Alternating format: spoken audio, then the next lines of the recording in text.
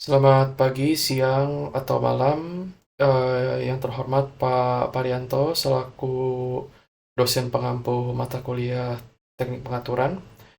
Pada kesempatan kali ini saya Duta Putrajaya dengan NIM 2105012111364 ingin mensimulasikan mengenai DC motor menggunakan simulasi yang sudah saya buat di sini.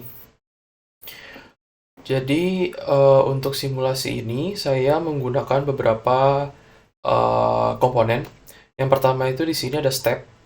Jadi step ini gunanya untuk memberikan sinyal atau input sinyal kepada rangkaian.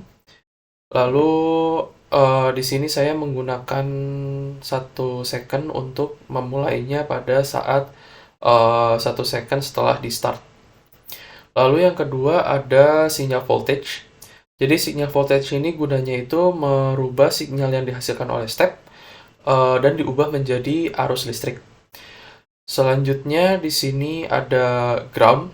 Jadi ground ini tugasnya itu untuk menyeimbangkan atau memberikan 0 voltase pada rangkaian sehingga rangkaian menjadi stabil dan dapat berjalan dengan lancar.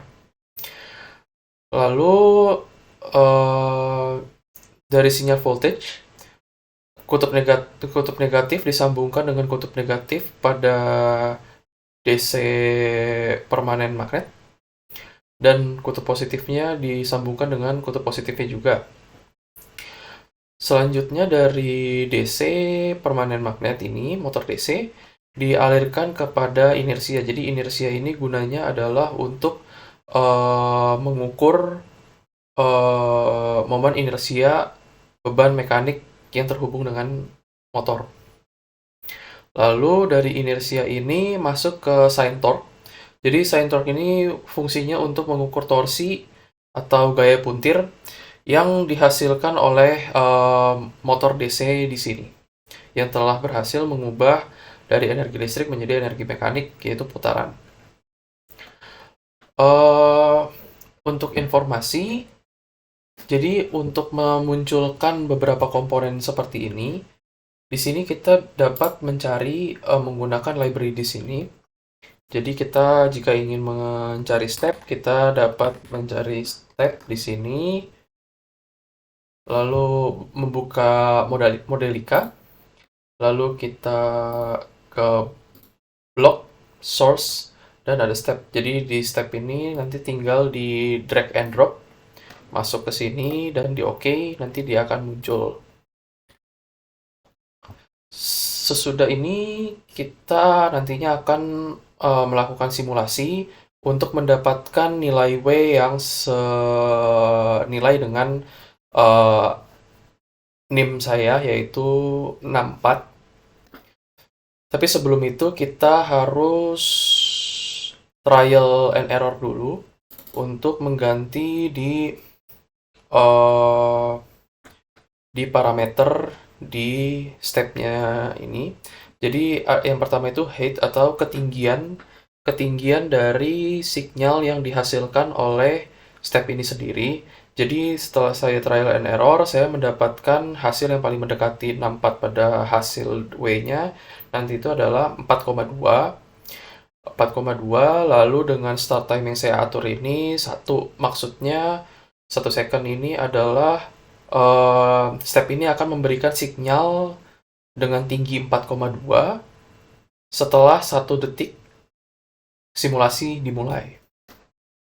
Selanjutnya saya juga mengatur parameter yang ada di sine torque ini.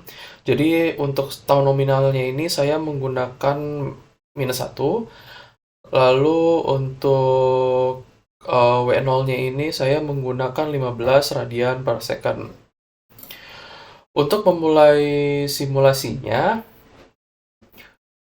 klik di sini simulation setup. Lalu ada start time-nya.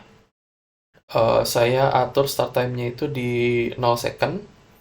Lalu untuk stop time-nya itu saya atur ada di 8 second.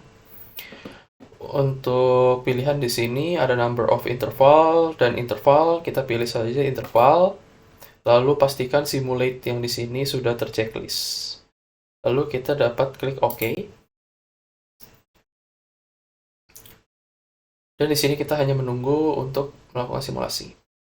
Jadi simulasinya di sini sudah berjalan dan menghasilkan grafik seperti yang ditampilkan pada layar.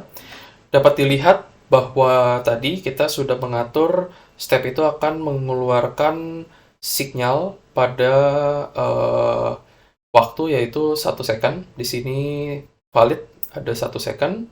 Lalu setelah 1 second, sinyal akan diteruskan ke komponen-komponen lain sehingga menghasilkan gelombang ke atas. Lalu dengan trial and error yang sudah saya gunakan dan saya lakukan, kita dapat melihat W di sini yang hasilnya adalah 6,47397 radian per second.